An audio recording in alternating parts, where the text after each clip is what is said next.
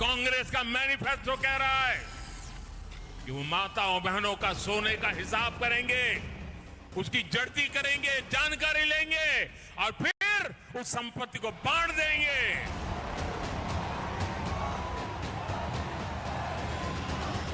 ये अर्बन नक्सल की सोच, मेरी माताओं बहनों, ये आपका मंगलसूत्र भी बचने नहीं देंगे। 2024 के रण की तासीर देखिए, मिशन पर निकले मोदी का निशाना देखिए। देखिए और समझिए कि पहले चरण के बाद अब आने वाले 6 चरणों का चुनाव किस माहौल की तरफ बढ़ रहा है। इसे भी समझिए कि पूरा चुनाव अब किस पिच पर खेला जाने वाला है। कांग्रेस और सपा बसपा देख रहे हैं, सभी लोग माफिया की कब्र में जाकर के फतिया पढ़ रहे हैं। इनको बोलो, इनको बोल दीजिए ये चुनाव से अच्छा वक्त नहीं। इनको बोलो कि जाओ, वोट तो कमल निशान को जाएगा, तुम लोगों को 5 साल की छुट्टी दे रहे हैं, फतिया पढ़ो खूब। मैं आज कांग्रेस पार्टी को पूछना चाहता हूं, आपके घोषणा पत्र में सर्वे की बात है या नहीं है? राहुल बाबा देश के नाम में स्पष्ट करे। और मनमोहन सिंह, आपके प्रधानमंत्री ने कहा था संसाधन पर पहला अधिकार माइनॉरिटी का है, आदिवासी दलित का नहीं है, आदिवासी दलित का नहीं है। 24 का रण आखिर क्यों हिंदू मुसलमान में बंटने लगा? आखिर किसने इस चुनाव में हिंदू और मुसलमानों को बांटने की राजनीति को हवा दी? किसने अपने मैनिफेस्टो में मुस्लिम वोट बैंक को खास तवज्जो दी? किसने अपने मैनिफेस्टो में तुष्टीकरण को जगह दी? कौन थे वो जब यात्राओं पर निकलते थे तो लोगों से जाति पूछते थे? यही नहीं, किसने मुसलमानों के मंच पर जाकर दंगों का डर दिखाया? कौन नवरात्रों में मछली का मांस दिखाकर हिंदू आस्था पर चोट और मुसलमानों को रिझा रहे थे? कौन एक माफिया की मौत पर मुसलमानों को अपने पाले में लाने की सियासत कर रहे थे?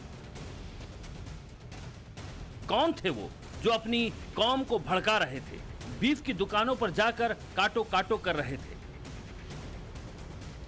धर्म के नाम पर बांटने की सियासत इन्हीं ने शुरू की थी ना। इन्होंने ही 24 के रण के लिए मुसलमानों को हिंदुओं से बांटने की पिच तैयार की थी ना। लेकिन अब वही पिच इन्हें क्यों डराने लगी? पहले चरण के मतदान के बाद अचानक क्यों इन्हें खौफ सताने लगा? क्या 102 सीटों पर हो चुके मतदान के बाद इन्हें ये लगने लगा है कि प्रधानमंत्री मोदी तीसरी बार सत्ता में वापसी करने वाले हैं? क्या इन्हें ये लगने लगा है कि प्रधानमंत्री मोदी ने जो 400 का लक्ष्य तय किया है वो हकीकत में बदलने जा रहा है?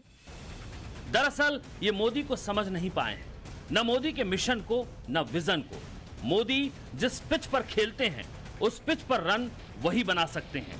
हवा को भांपना और उसका रुख बदलना मोदी को न सिर्फ आता है बल्कि उस धनुर्विद्या के अर्जुन है वो, जिसका निशाना अचूक है। जैसे अर्जुन ने वेश बदलकर विराट युद्ध को जीता, वैसे ही मोदी रुख पलटकर 24 के रण को जीतने वाले हैं। सुनिए कैसे विरोधियों पर एक ही तीर से सैकड़ों वार किए हैं।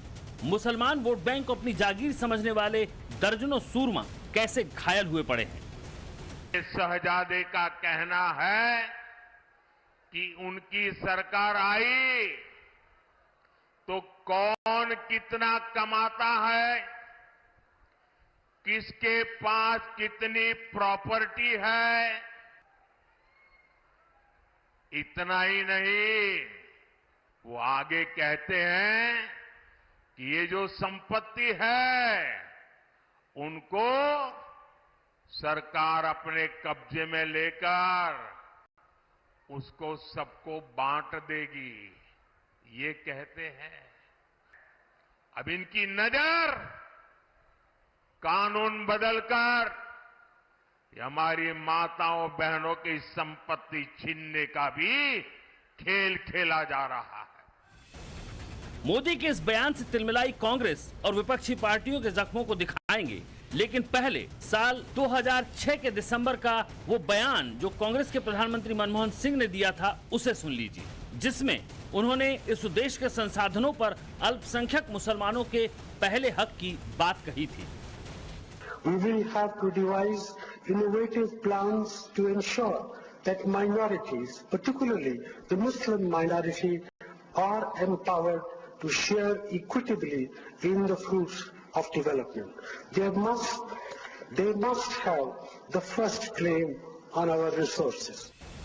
पूर्व प्रधानमंत्री मनमोहन सिंह के दिसंबर 2006 में दिए गए इस बयान को कांग्रेस नकार तो सकती नहीं, लेकिन मोदी तो याद दिलाने के लिए स्वतंत्र हैं, सो वो दिला रहे हैं और माताओं और बहनों को आगाह कर रहे हैं कि अगर ये सत्ता में आए तो मंगलसूत्र को भी बचने नहीं देंगे। मोदी कहते हैं कि कांग्रेस हमारी माताओं और बहनों के स्वामित्व वाले सोने का सर्वेक्षण करने का वादा करती है, फिर उनसे इसे जब्त करके सोना घुसपैठियों और उन लोगों के बीच बांटना चाहती है जिनके कई बच्चे हैं। प्रधानमंत्री के वार पर कांग्रेस चौतरफा पलटवार कर रही है। पीएम मोदी पर झूठ बोलने और हिंदू मुसलमान की राजनीति करने का आरोप लगा रही है और चुनौती देते हुए कह रही है कि उनके मैनिफेस्टो में हिंदू मुसलमान जैसे शब्द हैं ही नहीं, ना ही संपत्ति को बांटने वाली बात है। मोदी के प्रहार पर राहुल गांधी ने ट्वीट कर कहा कि पहले चरण के मतदान में निराशा हाथ लगने के बाद नरेंद्र मोदी के झूठ का स्तर इतना गिर गया है कि घबराकर वो अब जनता को मुद्दों से भटकाना चाहते हैं। कांग्रेस के क्रांतिकारी मैनिफेस्टो को मिल रहे अपार समर्थन के रुझान आने शुरू हो गए हैं। देश अब मुद्दों पर वोट करेगा, अपने रोजगार, अपने परिवार और अपने भविष्य के लिए वोट करेगा। भारत भटकेगा नहीं। कांग्रेस नेता मैनिफेस्टो की बात तो कर रहे हैं, लेकिन मनमोहन सिंह के बयान पर चुप हैं। जिस तरह से मोदी ने हिंदू मुसलमान करने वालों पर वार किया, उससे विपक्ष पूरी तरह चित्त है। उसे समझ नहीं आ रहा कि आखिर करें तो करें क्या। प्रधानमंत्री जी, आपने प्रधानमंत्री पद की गरिमा को गिराया है। आपसे मैं ये जरूर चाहूंगा कि मेहरबानी करके आप हमारे घोषणा पत्र में, मैनिफेस्टो में वो पेज बताएं, वो लाइन बताएं जहां ये लिखा है कि हम मंगलसूत्र और सारी संपत्तियां इकट्ठा करके मुसलमानों में बांट देंगे। वरना इतना बड़ा झूठ, इतनी बड़ी गलत बयानी, जुमले झूठे, आपके वादे झूठे। अब देश को हिंदू मुसलमान के नाम पर आप झूठ परोस कर बांट रहे हैं। कांग्रेस के मैनिफेस्टो में कहीं भी, मैं ये चुनौती करता हूं प्रधानमंत्री को, कहीं मुसलमान या हिंदू कोई इस तरह का शब्द हो तो हमें बताएं। कहां गया आपका सबका साथ, कहां गया आपका सबका विकास, और कहां गया आपका सबका विश्वास। नफरत के घोड़े का दूल्हा बनकर आप कभी हिंदुस्तान को बरकरार नहीं रख सकते। कांग्रेस हमेशा से तुष्टीकरण की राजनीति करती आई है और इसी का ये जवाब मोदी जी ने दिया है। जो सोना चांदी जेवर है वो सब अल्पसंख्यकों में बांट दिया जाएगा। जिनकी बच्चे ज्यादा हैं, जो रोहिंग्या हैं, जो बांग्लादेशी हैं, उन सब में बांट दिया जाएगा। उधर मुस्लिमों के रहनुमा और हैदराबाद सीट से अपनी पार्टी AIMIM के प्रमुख असदुद्दीन ओवैसी बौखलाए हुए हैं।